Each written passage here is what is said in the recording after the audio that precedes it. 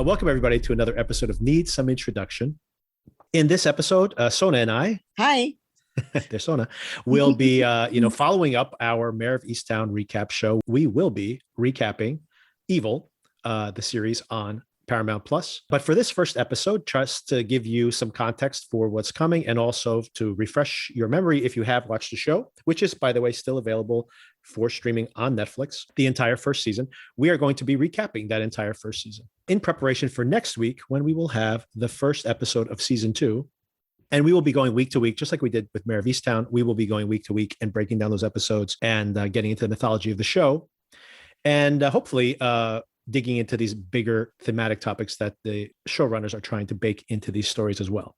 So a little bit background on the show itself. The show is created by Robert King and his wife, Michelle King. These are showrunners and writers who created The Good Wife on CBS, which ran for many years and to great success and acclaim.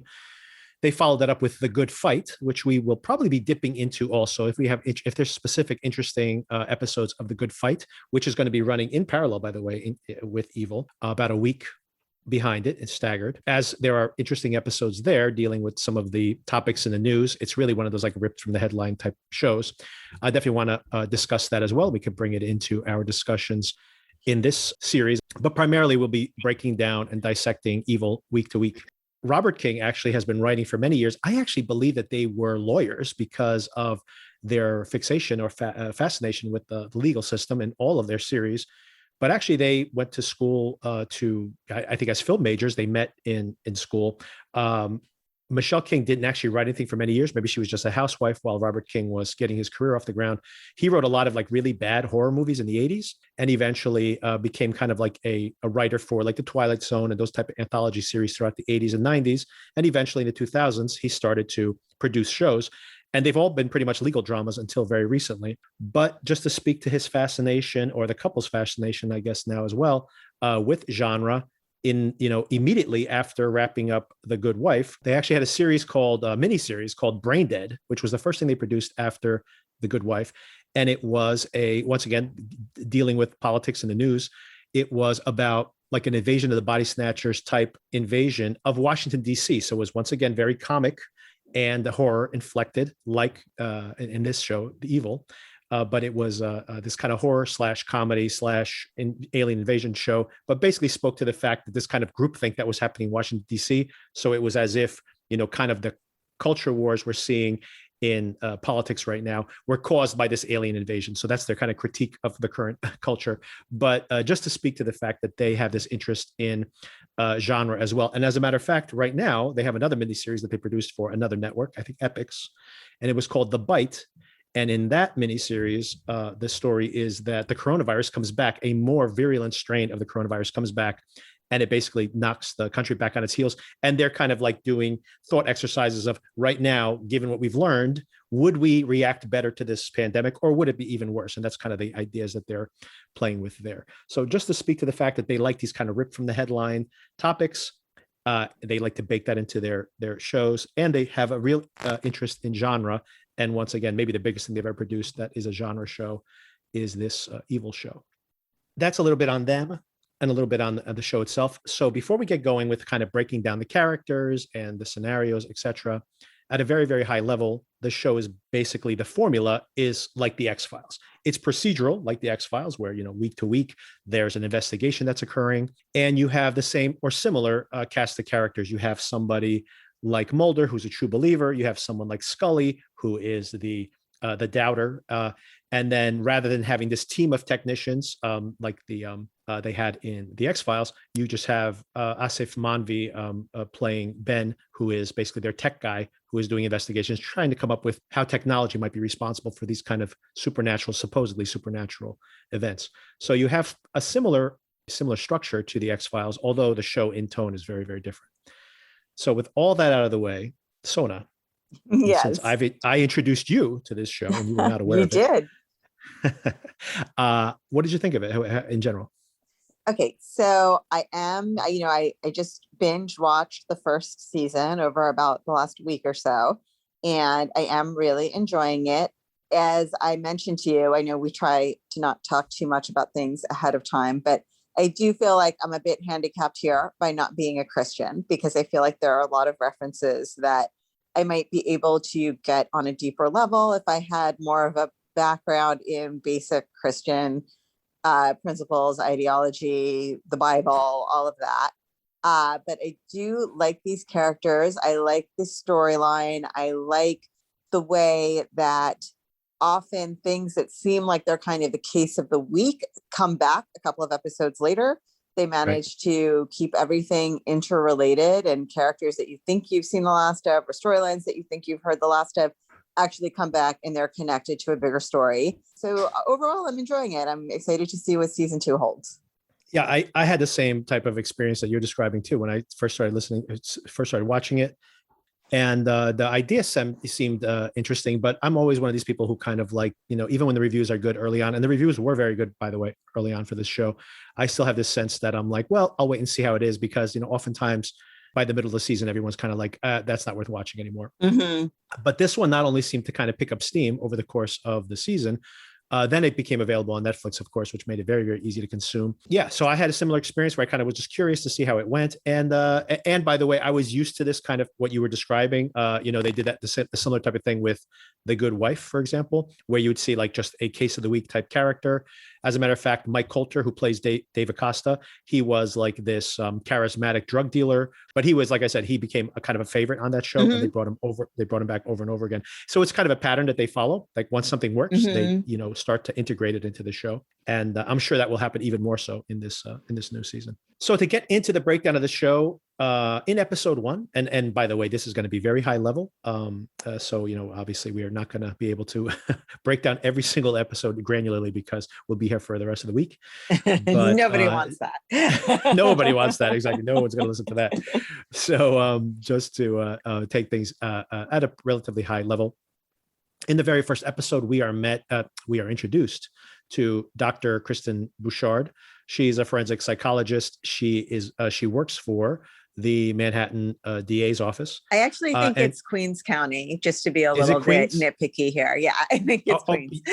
And by the way, I have not I've rewatched bits and pieces of the show for this episode, but I have not rewatched the whole entire thing. Obviously, did not have time to do that. But Sona has just watched it, so please keep me honest, Sona. But Queens is way creepier than Manhattan. We all know. True. Yeah. And I mean, given like probably the money that they're earning, they probably couldn't live in Manhattan for sure. Anyway.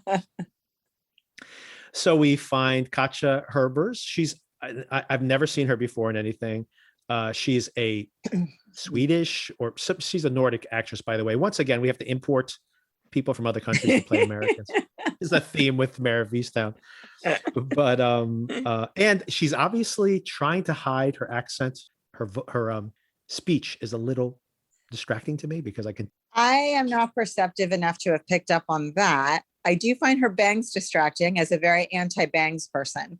I think it was not the best hairstyle for her personally, but I did look her up last night just out of curiosity, and I found she was in one episode of The Americans, which is one of my all-time favorite series. By the way, if you look at pictures of her, she does not normally have bangs. Like, if you just see like when Happy to hear that.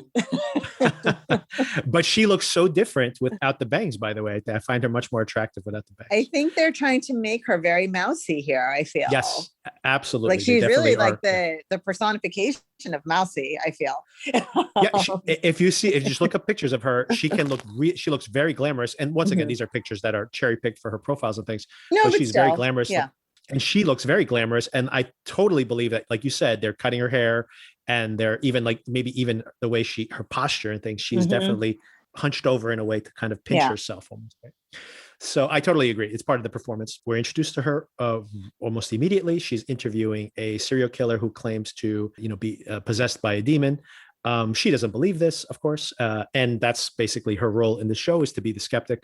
And just like Scully, by the way, sometimes she's presented with things that are kind of undeniable and still plays the skeptic regardless. Although maybe that changes by the end of the season, but we'll get around to that. So she's there to basically evaluate this serial killer, and she finds that he, obviously is faking his possession. But things start to happen. He starts to know things that he shouldn't know. For example, a little bit about her. Let me just get her biography out of the way. Her husband's missing in action, and that's something I'm going to talk to you about later on. Is like, for a long time, honestly, I thought he had to be dead, and she just wasn't telling the girls. But I'll leave that conversation for later, because the husband is missing in action for a very long time. They apparently were both rock climbers, and she gave up rock climbing to raise her family. I mean, to be fair, the husband is not officially missing in action. She acts as if she knows exactly where he is, which is leading a group up Mount Everest, right? So, but yes, I normally don't really read message boards or whatever before we tape. Is that the right word? Record? Because, I want my thoughts to be my own. But here, because I had to get up to speed so quickly, I did do some of that. And there was a lot of speculation that the husband was dead. So yeah, honestly, I read like there was just something, and I didn't rewatch the whole thing, but I remember even when I watched the first time, there was something about the girls questioning her and the way that she was talking about the dad, that I felt like, oh, I don't think he's in the picture anymore. Or, and I'm like, are they like going through a rough patch, which they may be actually, or are they going through a rough patch? And he's like out of the picture in that, like it's like a trial separation of some kind. Yeah. And then I'm thinking, wait a second, is he dead? Right. Yeah. Because, and by the way, the show, I think, makes that an open question pretty soon after this. I think by episode 3, right. When they confront that virtual character. But I'm already jumping ahead. So then I'm like, so and you're absolutely correct. When I said out of the picture, I meant that he's not involved in the show. Definitely not like, he's divorced. Yeah, no, I just wanted to be clear that it's not like, they truly don't know where he is. They believe they know where he is. But I mean, I guess you're not that reachable when you're trekking up Everest, though. But, exactly. Which makes perfect sense. Right. And then even that, we don't even see her like on, a phone. Right. I mean, we do eventually see her on the phone and like trying to talk to the girls and everything. And he's talking to them also, even though this, signal's bad, which still made me think there's something supernatural might be going on, but regardless. Yeah, but that and still it can happens be very later on. dangerous to hike Mount Everest. I mean, total tangent, but if you've ever read Into Thin Air, it's a very stressful read. Oh yeah, people die every year, right? All the time. Yeah. So all of that is scary. But she used to be a climber, so someone who was much more adventurous. Even though, like you said, she's projected as this very mousy person, she obviously was someone who was much bolder, and someone even calls that out, that she doesn't seem to be the type, right?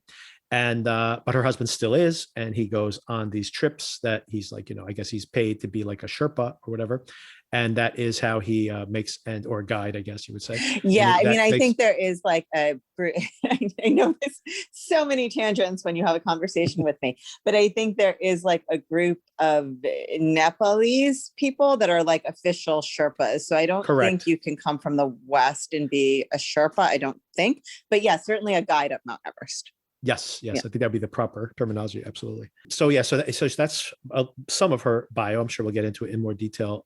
She's like a lapsed Catholic, which is important, by the way, very important. Might also explain why she has so many kids. I was about to add, and also she has too many children, as far as I'm concerned. Exactly. I mean, listen, I'm not a big lover of kids, despite the fact I have one, but this is too many children, especially. I'm wondering if the Catholicism does explain it, because especially in the city, it is very unusual to have that many children, I will say. Statistically, very unlikely for a family to have that many kids. And I actually think they do a pretty good job of this. I think in the 3rd episode, where she has a conversation about her lapsed faith, and she says, and she's talking to Dave Acosta about it, and she's basically saying, like, how do you have faith in this world? So she's someone who seems to be a seeker. She wants to believe, but then she's like, how can you believe? And I think that is, the show's not always serious, to be honest with you, but that I think is something that it's seriously trying to grapple with, is how do you have faith in a world now where you see such bad things, and you're like, if someone's out there making decisions about these outcomes, how could that be, considering how arbitrary some of these things are, right? Yeah, I think there are a lot of really meaningful conversations between her and Dave, where she asks questions that we all have about, like, the power of prayer, and why would one person's prayers be answered and another's not? And, can you really, what's the point of it all? Because if it does make a difference, of course you would do it, but what's the proof that it makes a difference? I mean, really good conversations, usually in just like little 1-minute segments, that are, but really meaningful. And I think speak to questions that all of us have when we examine our lives and our faith. Yeah, and if I can have a critique of the Kings in general, I feel that they did a better job of this on The Good Wife, by the way, than The Good Wife, which I mean, The Good Fight, which I just caught up with, by the way, which I think was very, very interesting to watch in retrospect, since it was dealing almost entirely with like what they thought the Trump administration was going to be like, because they obviously started producing this at the beginning of the Trump administration, and how they almost like predicted things that happened later on, which was kind of amazing to watch in retrospect. But they were dealing with some of these very big questions, right? And not, and by the way, although they, seem to be very lefty in their own personal politics, I think they challenge themselves all the time in their shows by having someone have like the other perspective and kind of see these. There's an excellent episode of The Good Fight, by the way, where the protagonist wakes up in a world where Hillary won the election.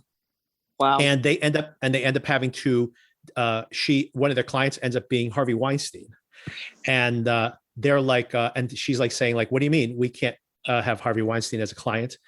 And they go, and they're like, what do you mean? He's like this big donor. He like gave all this money to Hillary. He's like one of our biggest clients. And then she starts talking about the whole Me Too movement. And they're like, what are you talking about? Yeah. What are you talking about? So it's like it's a kind of a fascinating experiment to kind of say like, it's very easy to say, well, everything would be different if this happened. But it's like, no, there's many consequences to a particular action, right? Not just one. It's like kind of just like pluck one person out of history and all of history is fixed now. It never is that way. Yeah, right? butterfly effect type of thing. Exactly. So it's very, very interesting that they kind of think about these things. And like you said, they believe in complexity here. And maybe one of my favorite conversations they had, like you said, and they throw these things in, these very potent moments, and they just sprinkle them in throughout the show. And I think they do a really good job of that. They're very good writers at kind of, and those and for me, like I said, as a critique, those interpersonal conversations are very, very strong. And sometimes they are like a little too goofy with the way they plot their shows. But, and it's maybe a little thing that I think they're intentionally trying to be funny, but I'm like, kind of like, all right, it's a little too much. Right. But I do like the interpersonal stuff. I think it's very well done. I agree. And that was an excellent conversation, like you said, where, I think it was kind of touching, by the way, where she's saying like, I would love, she goes like, basically said like, I would pray, she said, I would put the saints to shame. Yeah. I think that's what she says, that she would put the saints to shame if she believed that praying is going to save my daughter's life. But by the way, just as context, her daughter has like a heart defect. And she goes, but I know there's people out there who are praying right now and terrible things happen to them all the time. And then he just says to her, he goes, well, I'll pray for your daughter. Right. And it's just it's very touching, actually, that he's basically saying that he can't explain it, but he still has faith. And I think that's very, really nice. And that's what the show kind of explores at its best moments. So we're kind of jumping, deeply into theme right away. Exactly. But hopefully that does encourage people to watch it, because there's a lot here to digest. There's a lot of plot. There's a giant conspiracy, which we're going to start exploring as we go through these. But I personally like this stuff the best when they're talking about how does technology impact, and there's going to be a lot of talk of technology, by the way, in this show. How does technology change the way we live our lives? But also these type of things, like how do you have faith in the modern world, right? And things like that. So I think it's very, very interesting. And we also, by the way, so now we can jump back, rewind all the way to the beginning again. We also meet Mike Coulter's character, David Acosta. We also meet Ben Shakir, who's played by Asif Manvi. So he is there as their tech specialist, and he does his technical debunking. He is more of a secondary character. They flesh him out though, and we'll get into some of the changes he goes through over the course of the show. So those are the kind of the key players there. We meet her, we meet David, we also meet, I guess, the DA, who is going to come back in other episodes. Who else do we meet? Oh, we meet her psychiatrist, her psychologist. Yep. Yeah, her therapist. And Leland. Oh yeah, of course. Yeah, I was going to leave him for last, but yeah, absolutely. Yeah, no, it's okay. And then, yes. And then, so she goes to see her therapist. She basically confesses that she has a sexual attraction. She's also talks about how, she's being offered a job, by the way. I kind of skipped that part. She has some friction with the DA. The DA is basically saying like, I want you to say what I want you to say. And I guess that is maybe a little bit of maybe the bigger cultural theme of the show is that idea. And maybe you have some insight into this at all, because I know this has happened for other types of people who provide evidence, that they're basically saying like, hey, we're paying you to say what we want. And she's like, wait a second, no, I'm supposed to be here to give you an accurate assessment. And they're like, no, you're not. And I don't know if you have any kind of insight into that at all, and how that works out in the legal system.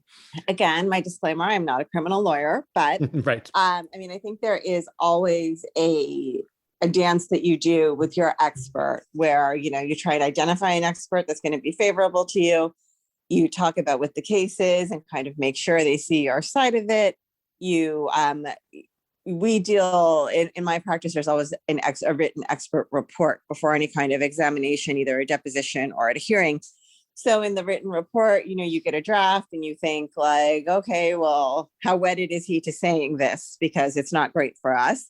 Can he be talked into making this point a little less important, this point a little bit more important?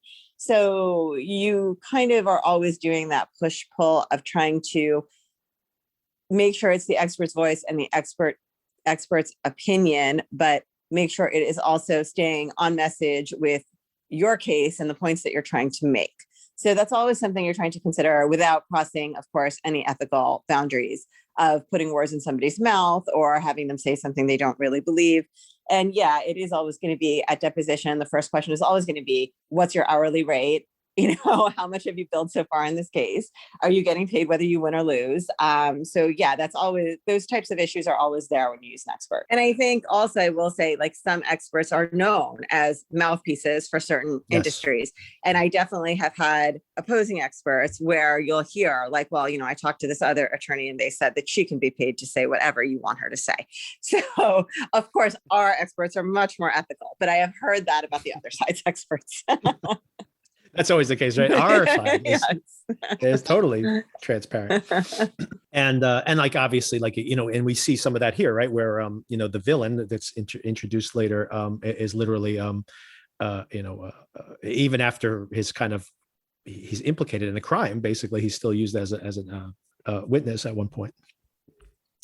Okay, so we get through most of the main players there. Who else do we want to introduce here? Oh, I guess we could just jump straight. Actually, her before mom. we get there, How about her mom? Yeah, exactly. So yeah, and I actually was going to jump to, so just to get into the plot a little bit because this is going to play out later too. So what starts happening is, after she has this experience where she's attacked by this serial killer, who also, by the way, is going to be recurring in the show, very important to the finale, and then.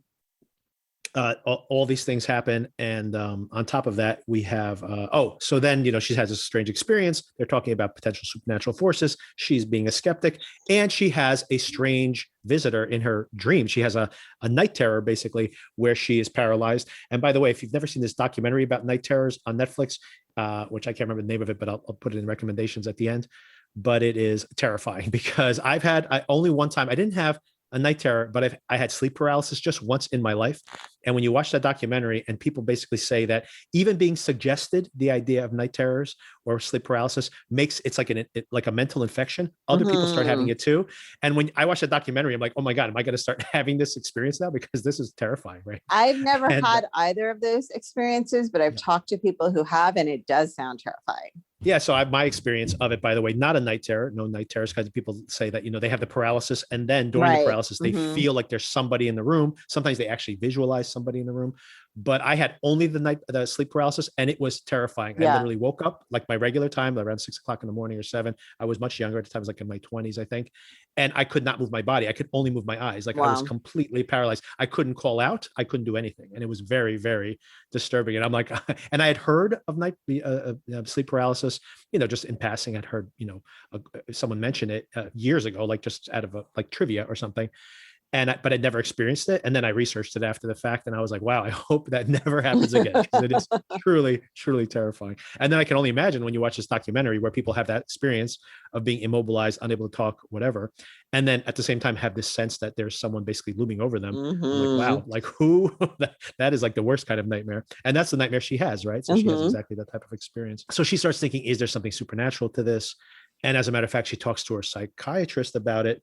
And then the serial killer, the suspected serial killer, actually calls out her dream and the demon by name, by the way. And then she starts thinking like, well, how is this possible? And what turns out happening is that we meet Michael Emerson playing Leland Townsend, who is now replacing her as the forensic psychologist for the DA. And turns out that he is, we find out a whole bunch of things by the end of the episode. Not only has he gone to her psychiatrist's office, stolen her file, and then fed it to the serial killer, right? Which is very, very, crazy. it's nuts, right? But of course, he turns out to be even worse than that. It turns out that he was the one who was manipulating the serial killer into like kind of goading him into, committing these really grisly murders and rapes, by the way, right? Mhm. But so this guy's truly an evil person, and and even that's what's something that Mike that Dave Acosta even says to her, which is like, it doesn't matter whether you believe it or not, some people are just like pushers, right? They're just people who get their thrills by manipulating people. Like, he's saying, I think he's a demon, I think I've seen him in other forms, like he literally thinks he's seen this that almost like as a shapeshifter or something. And he goes, it doesn't matter if you believe me or not, but whether you just want to call him a psychopath, then these people still exist, right? Mhm. And we get into that a little bit. Not necessarily that I believe that there's anybody, like there's this actual network of people on the internet who are, demons or something. But I do think that they're making they're very, like, even in all their other shows, the Kings, the creators of this show, they've been very anti-trolling, basically. And it's a Mhm. big theme of The Good Fight and even The Good Wife, which is many years ago before trolling became, so mainstream. But they've been very anti the way the internet basically encourages kind of like negative social interactions as the primary social interaction because it gets clicks or response. Mhm. So they've been very against this. And I think this is kind of like a theme of the show in a way, right? Is that you can say these are demons, from another, dimension or something. But primarily what they're saying is that, this is like kind of a toxic culture that is Mhm. spreading via the internet, right? Mhm. And that kind of becomes a theme in the show. But long story short is that he turns out to be suspected as an actual demon by Dave Acosta, and that he was the one who basically leaked her medical files. Very, very, very unethical. I don't know how he still is a practicing Really? psychiatrist at that point. But also, if they could prove it, of course, which they can't, but if they could. And also, potentially was the one who wrote those emails, which of course they can. Well, it's via Reddit, so it's probably anonymous, but they probably could like track down those IP addresses and things and probably correlate it back to him. So, by the way, I don't think there's enough enough of an investigation there because they should try to tie him to that serial killer for sure. Yeah, and honestly, I was happy to hear you say that the showrunners, I guess that's the term for them, Yeah. are not lawyers, because this Yeah. whole hearing where they're using the notes that he stole from the psychiatrist or psychologist, or like, I mean, there's 1,000 questions that should have come up there, and they were just brushed off with like, oh, well, this is a preliminary hearing, so it doesn't matter. I mean, the rules of evidence always matter. So that was a little bit disturbing to me. I think they should maybe lock down their legal consultant a little bit better. But Well, that's just they an have so aside. many legal consultants when they did The Good Wife, and I assume The Good Fight as well. They have so many legal consultants, and also like when they did their Washington D.C. shows, they do all these like so they have many experts working on the show, and that's honestly why I want to discuss this show with you once we go. We can dig into all these individual caveats in more detail because I have a lot of open questions. Oftentimes, what they'll be is it almost feels like there's always a grain of truth, like in The Good Fight, there was an episode where they're talking about how like the government could like almost like write a law that has like no body, and then they can basically throw anything they want into it retroactively, so they could just like come up with a law later. And I'm like, that's ridiculous, because so much bad stuff happens in that show because of this. And then I tracked it down. I like Google searched it, and like basically, I don't think anything as conspiratorial happened in real life versus what happens in that show, and I won't spoil Mhm. it when you get around to it, but it does exist, right? That it's kind of how they wrote these laws back during the war on terrorism, right, where they kind of like have these things where it's like, we'll write the law later. And you're like, Mhm. what, you could do that? Then Just you a can do whatever you want, placeholder. right? Yeah, exactly. So it's pretty crazy. But anyway, I definitely want to delve into that because, like I said, for me, when I watch this, I'm like, well, how is he not in jail? Like, there's Yeah, so I many mean, questions, right? listen, there's that idea of like, don't let the truth get in the way of a good story or whatever it Right. is. Right. And I think it's fine to play fast and loose with a lot of legal things because a lot of it is boring procedural technicalities. So, but this one just seemed like so hugely inaccurate to me. So we spent a whole bunch of time covering that first episode, but that is really the episode where we kind of set up the structure of the show. And these next episodes, until we get closer to the finale, are going to be pretty high level. And like, please, add any kind of what you thought was Sure. most interesting there. And then in the next episode, the kind of the case of the week was a girl who apparently supposedly was dead and came. She was a Right. soccer player, right, who collapsed on the field, supposedly dead, and then she is basically comes back from the dead after 3 hours. And they say it was like, could be COPD, which my wife is in medicine. And she says, well, that seems unlikely for that amount of time. And I mean, they call that out in the episode too, right? Because she says, well, yeah, it's possible, but for 3 hours, really? And my wife said the same thing. It's like, well, she probably had like brain death at that point. Like how much oxygen could they have actually pumped into her that would sustain her for that amount of time? And there's another thing here too, right? Where they actually see another girl's body, like maybe like a spirit of somebody, exiting their body. Right. And I think that's the first, to my recollection, that's the first like unexplained phenomena that we see, right? Everything else so far has had a logical explanation. Whether it's sound or not is a different issue, but they at least are trying to find a logical explanation, but nobody can find an explanation for that angel image that they see. But the bigger theme they're dealing with here, and it's kind of interesting that they just had this really fascinating article I read this week. They're really talking about how these kind of racialized medical procedures, like basically like that there are standard practices. And I talked to Kim about this because I found it so interesting and so troubling, by the way, that there are like racialized medical practices that may, for example, have even accelerated the number of deaths among minorities because they kind of like, they use this kind of like weighing process to be like, is this person worth a ventilator or not? And they're like, well, this person has worse outcomes, and they use race as their main weight. And then, so therefore, that person doesn't get a ventilator, that person dies. And then, of course, then the numbers show a higher death rate among minorities. So therefore, now the system starts feeding back on itself, and it goes, well, then we make the same decision next time, which exacerbates the numbers even more. And then you use that as an input into your decisions, right? I will include some articles here that to kind of talk about this kind of shocking fact that there's kind of this racialized medical procedures in this country. And I am glad that they are trying to, in their own little way, bring some attention to it. Although, by the way, this is probably not one of the best episodes in the season, but at least they are dealing with, I think, a very important topic. So what's interesting in the next episode, I think, is once again, not a great episode. The next one is about a Broadway producer who believes that he has sold his soul to the devil or whatever for his success. He has become very successful. And now he thinks that, the devil is basically coming back for his soul.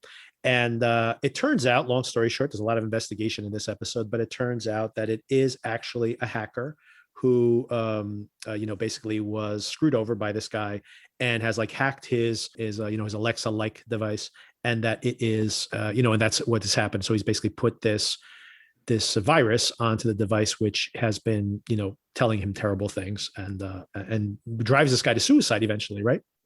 We also see that David takes some hallucinogens, right? And I guess this is when he's talked about multiple times how he has like basically heard the voice of God and had visions of things that come true. And now we find out that it's actually he uses drugs to achieve that, right? So we see him take which hallucinogens. Seems like cheating. Yes, but it probably works, right? Well, I think there are probably a lot of people who have seen God under those circumstances. Exactly. And there's a puzzle that gets introduced here, which is the Salvador Mundi, the Da Vinci painting, that there is some kind of, I don't even remember the details of it, but there's some puzzle they solve by putting the star constellation over New York and then connecting the dots and blah, blah, blah. But anyway, it's introduced here, right? This artwork that somehow pertains to some kind of map that they're going to explore later on. And that's kind of the, a big clue within this broader mystery. But thematically in this episode, I think a couple interesting things they bring up is the fact that, for example, there was that case where they collected, and many cases, right, where they collect the audio from the Alexa devices, because oftentimes there's audio that's been recorded that they can use to verify someone's alibi or to prove somebody, like there was that case, I think it was in Tennessee, where a man died in another man's house. And then he said, he drowned in the hot tub. And then they used the Alexa device to basically listen to what was happening at that time to see if, if that, and I don't know if the Alexa audio was actually useful or not for that case, but just to speak to the fact that once again, people are probably not aware that those devices are probably listening to you and recording that stuff somewhere, right? The other thing they introduce here is that, the idea of a deep fake, right? Where, she basically, Kristen records a threat by Leland. And but somehow, probably because of his demonic forces, which we find out are legitimate at some point, that his voice is not being recorded. But then she tries to use a deep fake to create basically. So once again, it talks about, the ethics of this. She is creating an audio file, which is the actual threat he made. However, it's not the actual audio file, right? Right. So It's not what are the authentic. ethics? Right. So what are the ethics of something like that? Right. So I think those are the kind of the ideas they're playing with. Yeah, I think this is the episode where, and this is just like a tiny grain that was dropped that was never revisited throughout the rest of the season that I can recall, about Ben's sister, Yes. who is a very likable character. I really Yeah. want to know more about I her. thought she was going to come back again. I agree. Yep. And there's a really creepy moment, right, where the assistant is talking to them and says something about her baby being Right. dead, being in hell. I can't quite remember. Right. It was a very creepy moment, I found. Yes. Yep. And I was hoping more would be explained about that somehow, but I don't think it was ever revisited. Because yeah, I agree. I liked her a lot, and in a way, I liked their interaction so much. I almost assumed that we would be seeing a lot more, right? And I assumed that will be the case, and we'll find out more about whatever her history was, an abortion or something that she may have had. Is my guess. Yeah, maybe. Oh, but how did you feel about the whole question of like faking evidence for like what's the morality of that? What do you feel? Oh, I don't care for it. I understand why she felt that it was important to do that. And I appreciate that it was an accurate recreation, but nonetheless, it was not authentic. It was a recreation. Using that as evidence in an official court proceeding, absolutely not. So now we have a very interesting episode, by the way, one that kind of I always remembered, because two big things happen in it. One is that there's a family who believes that their son might be possessed, and he, this was so good. Yes, he's like, he's affectless to some extent, but there's more to that, right? There's something intimidating about him. Like, is he a sociopath? Is he a psychopath? And they come in there to investigate. And the other big thing that happens here is we get introduced that the mom, who we haven't talked about, by the way, Christine Lottie, plays her mom. She gives a great performance, although I hate her. I hate this mother with so much passion, just as a character. Yeah, but, I don't hate her as much as most people do. I certainly don't like her, but I don't think she's getting under my skin the way many people seem to find she is getting under their skin. I can't stand her because, especially, and she just gets. She's one of these people who just rubs me the wrong way right away, intentionally, right? Like, I mean, I think a lot of people feel that way about her. Yeah. And then, of course, it just gets worse, and we'll get into how much worse it gets. But she buys the kids this, AR headset. Yeah. And they basically interact with a Rose 390, which is the name of the episode. They interact with this profile, which appears to have, infiltrated their network, right? Yeah. So that's what's happening in parallel with this investigation of this boy who could be a psychopath, and we see him bonding with Dave, which they have some very good scenes together. Once again, the actor who plays Dave Acosta does a really good job in these scenes, and he's like they both like comic books, so he draws for him. He's an artist, so they kind of bond over this, and in the end, he ends up trying to drown his baby sister, right? Oh my God, David, horror of it. Yeah, exactly. And then David shows up just in time to rescue the little girl, and then they get an emergency request to actually do a exorcism of the boy. And by the time they come back, it turns out that as a family saying the kid disappeared, but they know that they ran away, right? But they know that they could just tell that the mother even apologizes, right, to them, so they know, like, oh my God, they killed that boy, right? Yeah. And so obviously this is like a catch-22 situation for the family. But what do you think about all this? I mean, first of all, what a horrifying situation, right? This family is literally living in fear that this kid is going to kill them. Yeah. As a parent, you kind of put yourself in those shoes and you're just like, oh my God, what do you do? And, they make a good point of like, there was no place that they could send him. The one place they tried sent him back. So what do you do in that situation? Not condoning murdering your own child, obviously, but I'm just saying it's it's a challenging one. And I think what was interesting here, and I'm not sure I quite grasped Kristen's advice that she conveyed to David of like why he should fake it till he makes it, kind of that this kid is such a psychopath or sociopath that he shows no emotion. He doesn't understand social cues. He doesn't understand how to get along with people. I'm not sure I ever understood the advice of like just smiling when you're supposed to smile, laughing when you're supposed to laugh. acting in the way that you're expected to, but certainly the way that David conveyed it to the kid actually enabled him, right, to Right. lull his family into a false sense of security where he did have access to the baby in order to throw her in the pool. Right. So that was also terrifying and horrifying. Yeah. Yeah, exactly. And like you said, I think that's the catch-22 that they put them in the situation that, like, I think what David is saying is that David, because they're doing that artwork together and everything else, maybe he's just saying he's just an awkward kid. He's just struggling to figure himself out. And He's maybe just an David's awkward kid who projecting. makes bleach into his family's food. It happens. Yes. Yeah. Well, that's a good point. That's actually a very good point. I'm reading it purely like on a more general way, like you were saying, that of just kind of, but yeah, like not taking away these kind of, like you said, they're putting bleach into the food and stuff. There's some kind of extreme behaviors that he's kind of skirting around, right? By saying, like, sometimes you just like fake it until it feels more natural. Yeah, because, I mean, like I that's said, good I think for someone who just can't read social cues. But when you're right. putting bleach in the milk, I mean, come on. Right, exactly. Because it almost feels like what he's saying is like, you're talking to someone who might have Asperger's or something, Right, saying like, well, exactly. you know what, it's easier to socialize if you just mirror Yes, what just the people are smooth it doing out. back at you. Yeah. Exactly. Mhm. But this kid, like you said, but someone who has Asperger's has, is affectless. They're not somebody who is trying to murder. Exactly. They're not poisoning their family members. Yeah, big quite a distance gap. between those two things. Yeah. Exactly. But I do think it's very hard because it's one of those things that it puts you in a really awkward situation watching the episode, by the way, because as I'm watching it, I'm like, I don't want something bad to happen to this kid. But like you were saying, it's such a no-win situation. It's like, how, like, what do you do? Like, your baby's life is at risk, right? Like everybody's life. And there's is at another risk girl as well, right? There are 3 kids all together in the family, yeah. then plus Yeah, the 2 exactly. parents. I mean, Yep. It was a rough one to watch. And then Yep. on the other side, I thought the augmented reality stuff was done well. It was pretty creepy, I thought. Yeah, I thought so too. I was surprised at like just the special effects and things. I'm like, whoa, they did a pretty, they probably went all out for this. I'm pretty surprised that they did a pretty good job with that. And the character's very creepy, right? And also the idea, once again, that, and I think this is a theme that they're playing with the show, is this idea that technology is almost like a supernatural force, right? That what you're seeing is that, when they're like opening this gateway and they're allowing this demon into the house is very creepy, the way it's represented in that virtual world.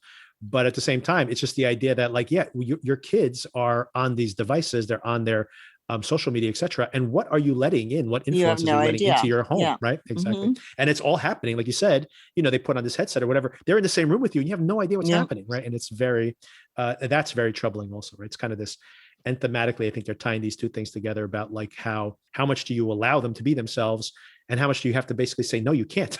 Yeah. And once again, I think this is kind of the way they write their episodes. They don't give any easy answers. They don't have an easy answer for any of this, which is makes it more troubling. Unclear how connected this is, but in the first scene of this episode, we see the evil kid using that same augmented reality, right? In that opening interesting scene. Yes.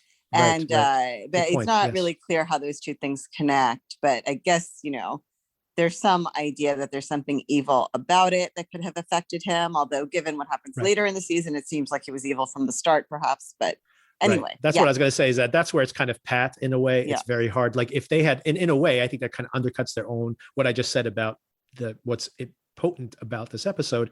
They kind of undercut it by at the end being like, oh, he's part of the same fertility clinic, so he's one of the evil babies, right? Okay, so the next episode, another one that I really remembered very intensely. It's almost like a bottle episode. It doesn't really tie into the mythology that much, but it's the Halloween episode, right? And I just remembered it because I thought the whole sequence with this girl, oh my God, who is she, with the mask, and then walking out the house with the kids. And once again, it's just like, I never want my kids to go trick-or-treating. So creepy. At least you don't live in walking distance of a cemetery, at least. But yes, exactly. Yeah. But I grew up in Newark, by the way, and we went trick-or-treating by ourselves. Like, I can't imagine that. Like now we don't even let the kids go trick-or-treating. And I remember trick-or-treating in the dark in Newark in the 70s. Like it's crazy, right? Like I cannot imagine that today. You live to tell the tale. Yeah. Yeah. It's like crazy that we survived our childhoods. But yeah, this episode's very creepy. And I guess the other big thing that happens is, actually, I forgot this whole, I'm just eyeballing a synopsis here. I forgot that this is also where Ben meets his romantic Right. Okay. interest here, right? He goes on that kind of ghost hunters type show. Yeah. And honestly, I didn't even remember that. I mean, I remembered that happening, but I didn't even remember it being as part of this episode, because the thing I remember from this episode so blatantly is, of course, the whole the little girl and everything that plays out there. Brenda. Yep. Yeah. But and meanwhile, right, I think the reason that Kristen isn't home is because she is dealing with somebody that is possessed theoretically across town, right?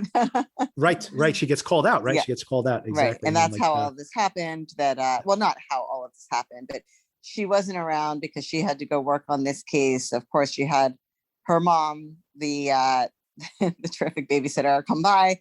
Right. And I think also, is this the episode where her mom meets Leland?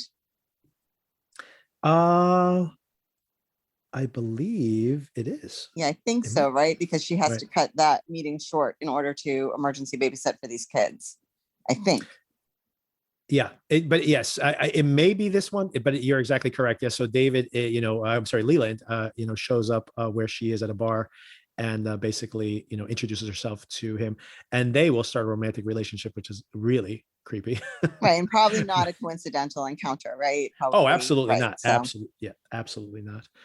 He's, he's like a pusher, right? So he is, he's looking for that weak point, and he sees her. A hook. Yeah. Yeah, exactly. So so that happens here too. Yeah, a lot of things happen actually, I guess, in this episode. But like I said, the one thing that sticks in my mind so much, I also, by the way, don't blame the grandmother so much here, because the mother literally runs out the door, tells the grandmother that Brenda's what's her name is going to, that Brenda's going to come over. The mom's going to drop her off, blah, blah, blah.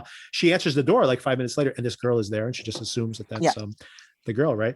And then, of course, it's not until like whatever, an hour later, when the actual girl shows up, and then all of a sudden the grandmother's like, oh my God, where are the girls? Yes.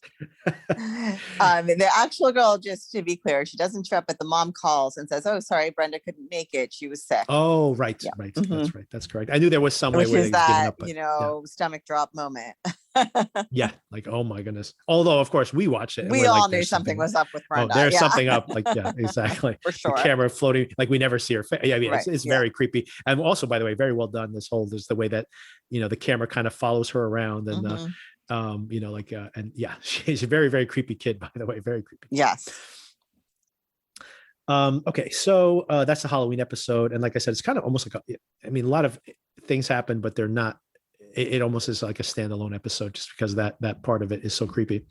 What happens next? Then, then the next episode, by the way, I think this is one of your favorites, is where they go and they meet this.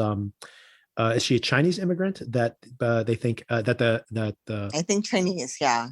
Who they believe she claims that she has made prophecies that have come true. And I find it interesting here, by the way, going back to, it's kind of aligning David with Kristen, is that when he's like saying like, oh, so you want me to investigate her? And the Vatican basically says, no, we want you to say she's not a prophet. So once again, it's like, oh, no, I don't want an honest opinion. I want this opinion. So, but yeah, so, and then they go and they meet with her, and she seems to be like the real deal, right? So. And that actress, I don't know if I've seen her before, but I really liked her in this role. I found her very fun to watch, interesting to watch, charismatic. And I actually thought there was a nice chemistry between her and David. And I think Kristen noticed that and didn't care for it. Right. But yeah, she's actually going to be more important later when she comes back, this prophet, who apparently is not only foreseeing, I guess the Vatican's worried that she's foresees something about the end of the church, but apparently she's seeing the end of the world. To me, it was kind of clear that the end of the church, maybe this is just how I see religion. To me, it was kind of clear that the end of the church would only come with the end of the world, honestly. So to me, I read when they said the end of the church, I read it to mean the end of the world as well, just because it would be very hard for me personally to imagine a time the Catholic Church does not exist, but the world goes on. But I will also say one interesting thing that gets introduced this episode is her advice to Kristen to avoid the color red. I think it's to avoid the color red for a week. I'm not sure why the time restriction, but beginning then I started noticing more when people are wearing red. And you definitely notice that since her mother has met Leland, she starts wearing red a whole lot. So I think they're trying to signify something there. In the next episode, when we introduce, there's the whole incel thing that was happening at this time and even earlier, right, where you started seeing this movement online once again in the internet the culture of these incels that were organizing online and like kind of egging each other on to commit these mass murders, right? And we saw the shootings on multiple college campuses, and then that one in Canada, the truck, I think they drove that truck into a crowd. So these incels that were kind of, that movement, which luckily doesn't seem to have gotten as much. I mean, I think it's still pretty popular online, but has not actually manifested itself in actual additional killings recently. But basically, Leland finds like a candidate, this kid who he tries to manipulate to embrace all of these like negative stereotypes he has about women so that he can basically activate him. And there's actually a pretty funny payoff to this, by the way, which I honestly was dreading this plot line. I was like, oh, this is, because especially because it was like in the headlines at the time. And I'm like, oh, this is going to get so ugly the way this is going to play out. And he accidentally shoots himself while he's like posing for a picture, which I found as a very, very funny payoff to all of this. A grisly one, but still very funny. Yeah, kind of grand. Also, though, in this episode, they had previously, I think, made a couple of references to the 60 that were kind of vague. And here, when Leland introduces the teenager to the guy that's going to give him his gun training or whatever, he says, this is one of the 59 people I trust or something. So you get this idea that there is a group of 60 actual people out there that are trying to accomplish something. And then this is also the one where they introduced in connection with the prophet, those ancient diagrams or whatever, right? That I'm not sure what to call them, the drawings that the prophet seems to be able to kind of fill in the holes in the drawings somehow out of her, the codex, out of her head, which is something that becomes important later as well. Yeah, exactly. And there's actually another big thing that happens here too, which is that I forgot this whole thing, right? Where there's also an exorcism happening, right? Of this woman who claims to have murdered all these hitchhikers, right? Are they hitchhikers? I think they're just Hispanic kids, no? Maybe they're just kids. Yeah. And, waiting at the bus stop. At least one of them was waiting at the bus stop. Yeah. And then so anyway, she claims to have murdered all these boys. And by the way, that actress I have seen in other things, and she is always light and bubbly and happy. So seeing her here was like such a trip. And she did a great job. I thought she was really super creepy. Yeah, exactly. And then it gets even more creepy, right? When we find out that it was actually the husband who was doing the killings and like framed her, right? I understand he did it. I understand he set her up to take the fall. I don't understand how the possession factored into it and how the possession happened.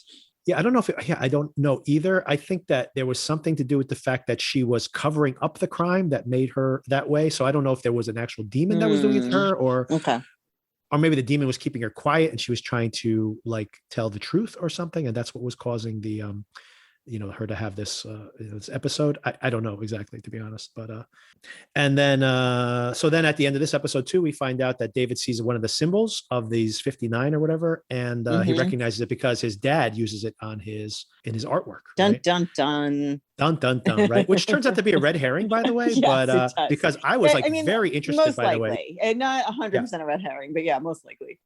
I think so because it's like, well, maybe not 100% because there is maybe something that they can still explore here, which is the idea that basically, so I was very interested in this whole episode, by the way. So you see that him and her spend time together. I definitely thought they were going to hook up in this episode, which they did not.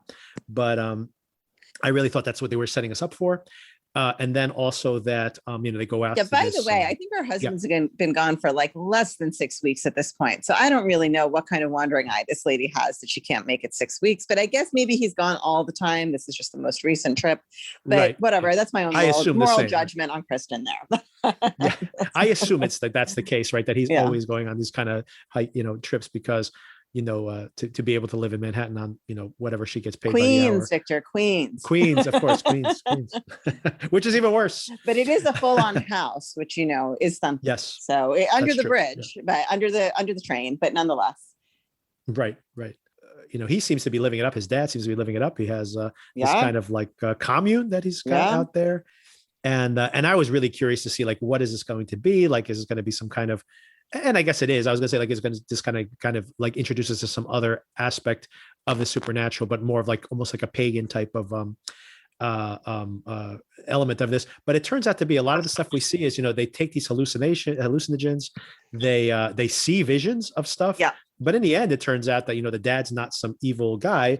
It turns out that the visions that they've been seeing is, he's incorporated these, symbols because they're actually the symbol of the slave trader who, so that's where it could kind of tie in that, maybe that someone in that family lineage of the slave owners, I should say, are one of these 60 or something like that, right? So that's possible still.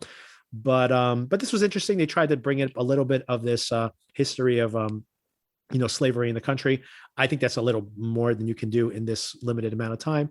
But I did like some of the imagery, just this, the hallucinations they're having and stuff like that. I found very it held my interest more than I expected it to be honest with you.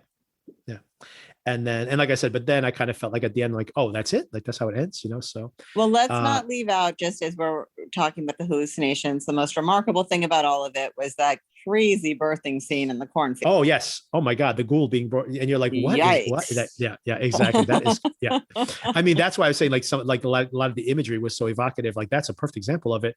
But like, what is it? Like, does it mean something? Like, it obviously didn't happen. It was just like, just to go like kind of full bore and have like such a crazy scene that probably doesn't have any meaning in the rest of the show.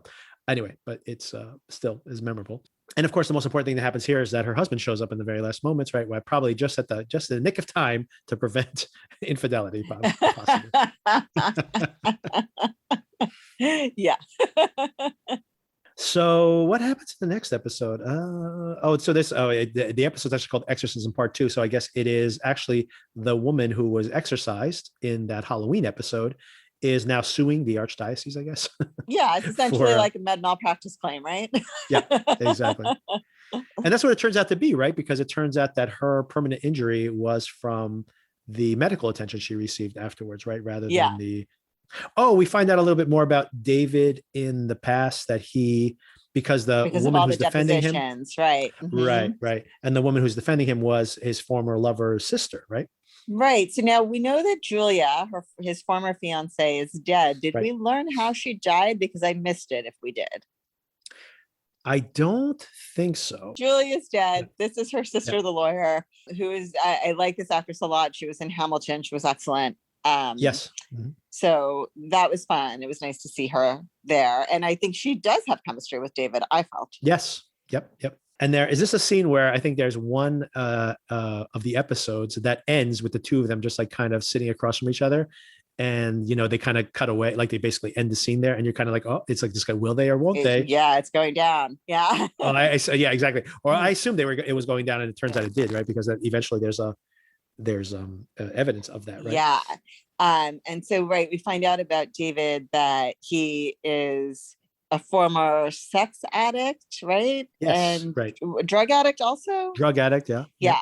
So some interesting stuff about David's past is coming out. Right. And that's part of they try to reduce his credibility. His credibility, right? Exactly, his credibility is what I was trying to say.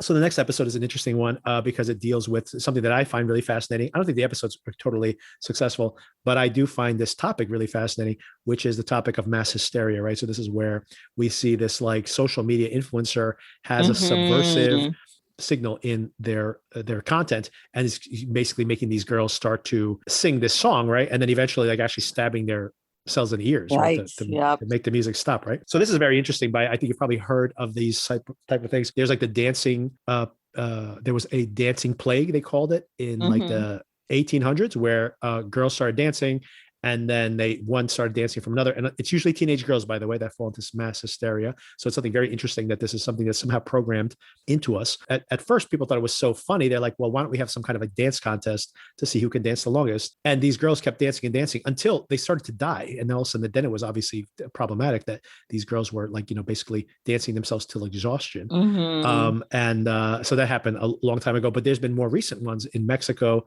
There was a laughing hysteria that started in the schools. You probably learned about that. They might even mention it here in this episode, actually. And there was like a chewing gum one. And there's been all these very strange mass hysterias. And oftentimes, by the way, if you track them down, it's very interesting to like look at the history of these, because in Mexico, for example, there was a one that spread all over the country like in the 1960s, and they had another one just recently, like in the 1990s, and that one got no media coverage because the government basically said you cannot talk about this on the Right. news because last time the more coverage it got, the more it Spreads spread. So like they basically wildfire. exactly. It's so weird that just the power of suggestion is able to spread this. So I find that really, really interesting that like somehow, and once again, the show has no explanation for it or anything else, but I do find it really fascinating that we kind of somehow programmed to, in some cases, like, get into a, this weird hysteria where we start to, like potentially like endanger ourselves and we can't control ourselves, which is a very, very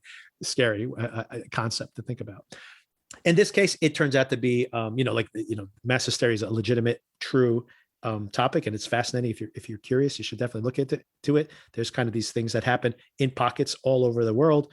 Sometimes just in one town, things will happen even now, but they're kind of kept under wraps because they don't want it to spread. But in the case of this episode, it turns out to be like, something supernatural, right? Where once again, Leland is actually working with this social media influencer, and he has produced the song, right? This like pot meme song to contain this this subliminal signal. And then of course they take it off the internet, but it doesn't matter. That makes it even more popular because of course everybody downloads it before the announced time, and they all start spreading it even more so, right? And that kind of ends on that cliffhanger, although they never revisit it, but it ends on the cliffhanger that it's even more popular now, right? Even more people are listening to it. Yes. Right? So, and then I think it plays over the credits at the end. So just to kind of get in your own head. All right, we're finally getting close to the end of the season. Oh, by the way, I mentioned it already, but now we are finally seeing that Andy is back. Her husband is back. Yes. And he is interacting with the girls. He's, taking them to their medical appointments. So he is like, no, it's not just like he showed up and like oftentimes, and like now everything stays the same other than every once in a while he comes in and gives her a peck on the cheek. It's like he actually is participating in the show here regularly. So. Yes, he seems like a good husband and a good father, except for this mountain climbing thing he can't get out of his system. But yeah. Oh, one big thing happened, by the way, at the end of that previous episode I was talking about, which is a big cliffhanger, right? Is that some random person shows up and stabs David in the chest, right? And then at the very end of the episode, right? So that is something that obviously, yes, which leads the next into, episode's all about it. Yeah. Yeah, it's a whole next episode, right? So then the next episode, David. Oh, and this episode was also made me claustrophobic, by the way. And I just totally forgot about it until I was looking at the synopsis here. But David is recovering from his stab wound in the hospital, and he's basically being watched over by this angel of death nurse. And wow, what a nightmare this is, right? To be like trapped in your own body. Like, wow, this one made me very uncomfortable. I mean, I'll be honest with you. I don't love that fever dream type of thing. With very few exceptions, I generally don't care for that kind of thing where is it really happening? Is it in his head? Is he drugged out? Which is, I guess, part of the reason that I was surprised that I liked that commune episode more than I expected to. This to me was just too much, and to what end? Like, it wasn't clear to me.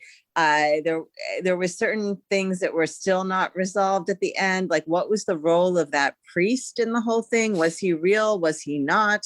Was he participating with the squeaky shoed nurse? How was she killing these people? If she really, like, what was she doing? I don't know. I felt like there were a lot of unanswered questions about what was real and what was not. And in the end, I could have done without it. Right. There's a lot that happens in this episode, by the way, right? Oh, and to be clear about what I was saying before is I agree, by the way, that I actually am not averse to that kind of like, is this real or not type storytelling at all, actually. But to your point, I wasn't necessarily saying that I liked the style of the episode so much that and in the way it's telling its story. I just meant that for me, I said it's a nightmare. For me, I got claustrophobic. It's the concept that you're basically, because, in New Jersey here, we've had, not recently, but there was that angel of death nurse who killed hundreds of people, right? And basically that's another story that, once again, maybe I'll include links to all these news stories, but that's a crazy story that had killed dozens of people in like a Pennsylvania hospital. They suspected him of the murders. He goes to a new hospital. They call up the previous hospital saying, why did he leave? Instead of being like, we think this guy might be a killer. They don't want to be liable for like any kind of slander or anything or any kind of action. So they say, no, he was great. And then he goes and kills like another 100 people at the other hospital, right? Phew, thank God we got rid of that guy. And then it's like, hey, that's someone else's problem now, right? And he just keeps killing and killing. So for me, it was the fact that, these angel of death nurses do exist, that they're protected to some extent by this bureaucracy. And then just exclusively, once again, not the way the story is told, but just this idea of like, there you are, and this person has like total control over your body, at their right? mercy. And that is what terrifies me, this idea of, can you imagine being in that circumstance? And that's why I said it may be claustrophobic, that you're thinking like, why doesn't he do this? Why does he do that? It's like, there's nothing he can do. And this person gets to decide whether he's coherent, whether he's, everything is like, it's all up to them. Beyond that, we also see is the person who attacked him, right? Apparently was one of the developers of that video game. Exactly. Right? And they're tracking him down by Ben poses as one of the girls, and they use that amount of time that he's connected to triangulate his location, and eventually they catch him, right? And we meet the pre-Kristen, right? The lady who held Kristen's job debunking things or whatever it may be before Kristen got there. Oh, right. Oh, so then Townsend is trying to get Orson LaRue, the serial killer, released. And what is this again? They get someone else to confess to the murders? Is that how they do it? Well, it's the guy from before, right? The guy that... Oh, right. The guy who killed the... correct. Yeah. So he takes responsibility, not just for the murders of those Hispanic kids, but also all the ones that Orson had been convicted of. The DA tries to bring her in to keep this from happening, right? And we also have, this is another very problematic history lesson, is we have a whole large chunk of this episode, which is all about a comedian who gets abducted by a survivor of the Rwandan genocide, right? Yes. And basically tortures him. And this is, by the way, if people are not aware of this, and the genocide was obviously horrible, but this whole segment of it where, he was like, and this is actually, I think, something that's pretty powerful in this episode, although it's kind of, most of this episode is pretty contrived, by the way, but this element of it is very powerful, which is the idea that there was culturally, obviously relatively small percent of the population was killing all these people, but there was like these DJs and songs on the radio and stuff that were all about like killing the cockroaches. And it was like this crazy thing where it was like mainstream for people to be, and anyway, it's really, really shocking. And obviously this woman is getting revenge for what happened to her family. I'm not saying that's right, but I'm just saying that it once again is this shocking thing that, and maybe this is a broader theme, is like how, whether it's mass hysteria or whether it's, how people like normalized this genocide, that like how sometimes this groupthink, whether it's, internet based, incels spreading, or these ideas spreading, that somehow there's some weakness in us where if everyone just kind of goes with the flow, no matter how outlandish and crazy the idea is or evil, we will just go with the flow too, because that's just the way everybody's going. And I think that probably is, especially when you watch The Good Fight, that is probably the thing that they're trying to act against, if you want to say they have like a mission statement with the show, is to be like, don't be complacent. Don't let, whatever is on YouTube or whatever is culturally acceptable become your behavior, right? Ask yourself, like, why are you doing this? Like, what is the, Well, and basically there's that phrase, right, which I'm going to totally fracture because I don't remember exactly how it goes. But the point is something like, in order for evil to flourish, all that's necessary is for good men to do nothing. Right. And it's that idea of like, oh, it doesn't directly apply to me. I'm just going to look the other way. And then, right. Next thing you know, things are not how they should be and people aren't treated how they should be treated. And suddenly in your home, right? So yeah, absolutely. And I think that is more broadly maybe like the serious thing that they're actually trying to explore in this show through these different elements of it. I mean, I remember because we are older, I remember the reporting on that genocide and oh my God, it was heartbreaking and horrifying. Yeah. The things that were happening, just entire communities of people being massacred each day. If you're lucky, one member of a family would survive, like just really heartbreaking. And it's so crazy that, like we see this in Rwanda not that long ago. And you think on, we're just talking about the Armenian genocide now, which is finally being discussed, which is 100 years old now, right? But it doesn't have, you don't have to go that far back. We grew up, we're old enough to, like, during the Clinton administration, the Serbian genocide, right? And then not even that long ago, think about what happened under a very almost identical, same behavior over and over again, that what happened in during the war in the Middle East, right? Where you had the fall of Saddam Hussein, and you have families that are intermarried, right? Different, like Catholics and Muslims, and intermarrying in the same extended family group. And then all of a sudden, these neighborhoods that are ethnically cleansed, where your neighbors who like had barbecues with you a week ago are suddenly saying, you leave here or die, right? And you're like, how does this happen in just a few years? Like, and once again, like you said, all you have to do is like just let your guard down, and terrible things can happen. Right? So that's kind of heavy, but obviously talk about the Rwanda genocide. It's not a light topic. So that's a very, but that is, once again, not a great episode, but has some memorable parts. And of course, most of all is just people should know this history of this truly horrible thing that happened. And like I said before, it's not just this random, pack of thugs that are killing people. It's that the culture allowed it to happen. And we see that happen over and over again. And honestly, we see it happen now where, some of these, there's this vilification of people on the opposite side of the aisle in our own country.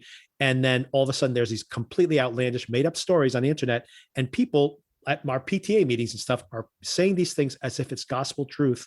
And you're like, have you verified any of this? Have you investigated any of these things before you start spreading them among yourselves? Just because something is convenient to believe doesn't mean it's true, right? So and also on a lighter note, what kind of bad luck does David have? He's barely recovered from this knife wound, and now he's a hostage in this lady's basement with a broken ankle. I was thinking the same thing. I'm like, oh my god, he's gonna like pop a stitch. I'm like, but they can't possibly kill him off after they just kept him from getting killed one episode ago, right? All right, now we're at the end of the episode, the end of the season, and we can they start tying a lot of things together. A little too much stuff getting all tied together here at the end. You have this idea of like a fetus potentially being possessed by a demon. They're trying to do a exorcism of a child in utero, right? And which is strange. That concept in and of itself is, he's absorbed a twin, by the way, which is not infrequent. Like, right, Elvis Presley, just one example. Right, and an interesting kind of I didn't know the Elvis thing. I didn't mean to interrupt that. No, go ahead. Interesting callback to Ben and his girlfriend, right? Who believes that her sister from in utero is like grafted onto her arm. Oh, yes. Which good was point. So bizarre, but I guess maybe like laying the groundwork for the idea of like a parasitic twin. I don't know. Yeah. But that is a very actually. So a few things. One thing that we've kind of circumvented this whole entire time is we didn't get deeper into. We mentioned briefly early on that. So Leland starts dating Cheryl. He meets her intentionally. Then he starts dating her. Then he shows up at the house. And of course, don't get me wrong, I don't criticize her, and maybe showing a little bit of her old tenacity that maybe is a little subverted in her current incarnation. But Kristen goes and slashes his throat. Like, so, wow. I mean, I can't figure this lady out. It's sometimes she goes from 0 to 100. Like that, for example, here, where, I mean, and I think it was like it was one of those things of like, I think she told him you have 20 minutes to get medical attention or you're dead. So sometimes she does that, but then on the other hand, she gets all the way through the season basically before she has Ben install her security system. Right. I mean, come on, what are you thinking? You needed the first time a demon visited you was time to put a security system in. Never mind all of the other crap that's been happening. Like that really seemed like a day late and a dollar short to me. So I can't figure her out because sometimes she's disregarding what seem to be very real threats to her family. Throughout the series, people are threatening her children, right? Yep. And then other times she just literally goes right for the carotid. So right. Yeah, and that's a very good point. I think that in some ways I kind of forgave her early on because you assume she's still playing by a different set of rules, right? Like this person in a, affecting her job or, impacting her reputation or something, right? The second he's in her house with her mother, I'm going to be like, I'm changing the locks. And not only that, if my mom still has the key to this house, because obviously you don't necessarily want to cut ties with your mom immediately, But if that's the case, then you, like you said, you need to have some additional security, I should say, right? And something that happens here, by the way, I totally forgot this as well. Not only does he like, she slashes her throat, he slashes his throat, he survives. She like knows enough not to cut too deeply, Yes. although he definitely needs to go get medical attention. And then a couple things happen here. One is that now the mother doubles down on this relationship with him, which once again makes her a very, Right. very And unlikable is character. hiding it, right? Yeah. Exactly. And then, yeah, is hiding it from her daughter, tells her that they're engaged at one point, at which point the daughter completely cuts their relationship off. But beyond that, another reason she should cut her off is because she coached her daughter to bash another girl in the head with a rock. Right. Definitely not proper parenting. Yeah. I mean, I wonder how much of this is, I mean, clearly he's got some kind of spell over her, right? Yes. Right. But how much of it is the spell and how much of it is just poor parenting? I have to say that there line definitely is, like when they have sex for the first time and like the room is like in flames or whatever, Yes. that there definitely is some aspect of the supernatural here. But I think they lay the groundwork in the show as well, right? As far as him just being a pusher, like the person has to have a weakness before he can push them, that he sees her as like, she seems to be someone who's like, one of these characters that I think we've all seen people have some of these aspects in their personality. They're like an attention seeker. They have to make everything revolve around them. And she really feels like she's kind of left out. Like, as she's getting older, she matters less. So she feels kind of like disconnected. And of course he comes in and tells her everything she wants to hear. And then, and then that gives her huge sway over her.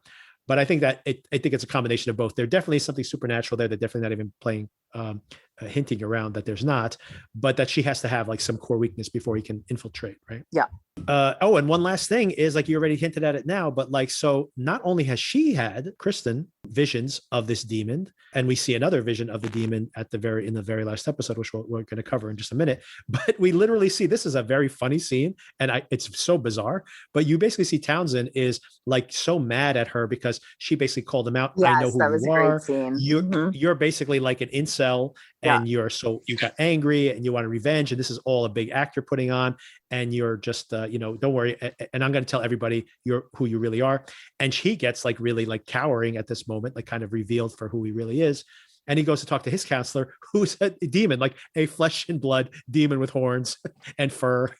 Yes. And I'm like, hysterical. So, this is very funny. Yes. That he basically has to go see his HR person or his therapist. Yes. And it's a true demon, right? So there's a bureaucracy of demons, I guess, as well, which kind of deflates the horror elements of this, right? Although when she sees the goat hoofed demon in her house, that is still very creepy, right? So yeah, I mean, it's hard to know what parts of this are tongue in cheek and what Correct. parts of the was it supposed to be creepy and it just didn't hit, or was it supposed to be tongue in cheek? It's hard to know sometimes. Once again, from seeing their other shows, this is definitely supposed to be funny because they will do exactly this, where they will have like something completely inappropriate, especially on The Good Fight now, because they have full frontal nudity and F-bombs, which they could not do when the shows were on CBS, obviously. I kind of think sometimes it doesn't work. Right. That, in their shows, it kind of deflates like the horrific by putting too much comedy in there. I agree with you.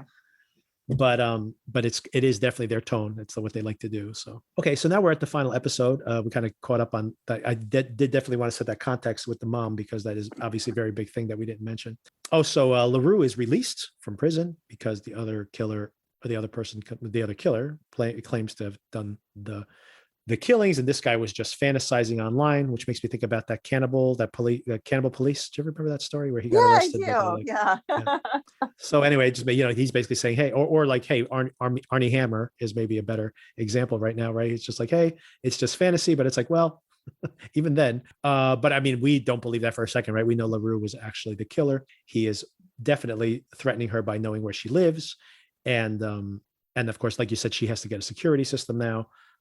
Because now this is a legitimate threat, right? You have a serial killer who has raped and murdered before, and they're showing up at your house. It's time to get some security for sure. Finally, yes. Yes. And then Townsend, Leland proposes to Cheryl. She asks Kristen to embrace that, and she says absolutely not, and you can't come near my family anymore. Finally, once again, doing what she should have done before. That's kind of hard to cut things off. Yeah, But that's if you believe this guy is a demon, then well, yeah, you don't want a demon in your house. That's basically the long and short of it. And then we have, once again, what I already touched on before, this idea of kind of like a parasitic sibling, which, like you said, I forgot, but you're right, is kind of tied into the story of that romance that Ben is having with that producer. But basically, as they're investigating what's happening with this baby, they find out about this company RSM Fertility, and then of course we also find out over the course of the episode that Kristen also went to that clinic, right, for in vitro. Dun dun dun. Because they needed in vitro, right? They didn't have enough kids, but anyway. Don't get me started. Because the dad's never there mountain climbing, but we got to get as many kids as we can. But anyway, so it turns out she was there at that clinic also for in vitro. And I think that and then there's a few things that happen here. We see at the very end, all very important things, I think, although they're all just cliffhangers for next season or this season that's coming up now. One is that David has a vision and he sees Kristen with the demon, right? The demon that we saw in just the previous episode. She's like in a field of corn or something, I believe, right? Yeah, I think this was like a reference to when he was in the hospital. The prophet tells him about a certain Bible verse, Matthew chapter 13, and about the devil will sow weeds in your wheat, right? So I took that as a reference to that Bible verse because it seemed to be like a field of wheat. Yeah, no, absolutely. Yeah, no, that's actually really, really good. That's probably where his imagery is coming from. But there is some indication here that Kristen is either being seduced by evil or endangered by it. It doesn't seem like she's endangered by it, right? She's approaching it. I mean, she seems to be in this vision. She's kind of disregarding David and walking towards the devil or the demon, right? So that she's drawn to the demon for some reason. Right. And then, so now that's another thing. So there's a few things that get raised here all at once. That something with the girls, right? Because one of the girls somehow impacted by this fertility clinic, right? If there's something actual evil associated to that fertility clinic, which there seems to be. Right. And it's the one that is spontaneously bleeding at the mouth, right? Yes. Yep. Right. Claims that she brushed her teeth too hard. I mean, I guess I don't brush my teeth very hard, but I've never had something like that happen. Right. You got to get the soft bristles. Maybe she should switch. Yeah. Yeah. Don't always go with the hard all the time. It's too much. Yeah. I mean, I think it's actually well known that most people are applying too much pressure and using bristles that are too hard. Exactly. Everyone should be using a soft toothbrush. Just my PSA for the day. And circular motion, massage the gums. So if you get anything out of this 2-hour conversation, soft bristles, massage the gums. Oh yeah. So we see that vision, right, of Kristen walking towards the demon. And then another huge thing that happens, right, is LaRue, we see, I don't remember the details of it, but we see her out at night. Well, she's home and she grabs like an ice axe. Right. Right. And this is after she's installed the security system. She's gone out once again. She's left the girls with a babysitter named Matilda. I guess she and her husband were both out. I think the husband had gone to a climbing convention of some sort out west. But so she's out. Matilda, who we never see, is supposed to be watching the girls. The one that came from the fertility clinic hears a voice calling her. She goes to the door. They ask her to open the door. The next thing that happens is Kristen comes home. The door is ajar. The girl is passed out on the floor, and there's a giant basket of candy, which is intriguing to me personally, but I probably would not eat that candy. And I guess now she's thinking that like Orson has gone too far and this is the time to do something. And she grabs the ice axe and leaves. And then we don't see what happens until she is somewhere that I can't recall where, with Ben and David. And Ben says, you have blood on your leg. And she's just like, oh, do I? And quickly cleans it off and moves on with her life. I forgot that was so overt in that case, the blood clue, because I was thinking that there might still be a chance that she didn't do the killing, but I'm thinking that's pretty suggestive at that point, right? And then eventually she is confronted, right? That she finds out that LaRue's been killed, right? Yeah. One character we didn't talk about was her friend, the detective, right? Who does end up being instrumental in a couple of ways, but the ship has sailed. We're already at the last episode. Yeah, so, exactly. we'll learn more about Mira later. I'm sure we can work her in a in a subsequent podcast. But Exactly. but When she yeah, shows up, we can give her a little backstory on her as yes, well. Mira, who has been her detective friend throughout the season, calls her to say that Orson is dead. And so the assumption is on my part, and I guess it's definitely hinted at very heavily, that she has gone and killed Orson, right? And then she goes and she takes out her crucifix. She basically thinks, I assume at this point, she's a lapsed Catholic, but she's thinking, I need to, reconnect with my faith because too many crazy things are happening. And hey, even if it's just a little extra insurance, I need to break out the crucifix. And as soon as she picks it up, it burns her hand, right? Literally burns her hand and leaves a scar.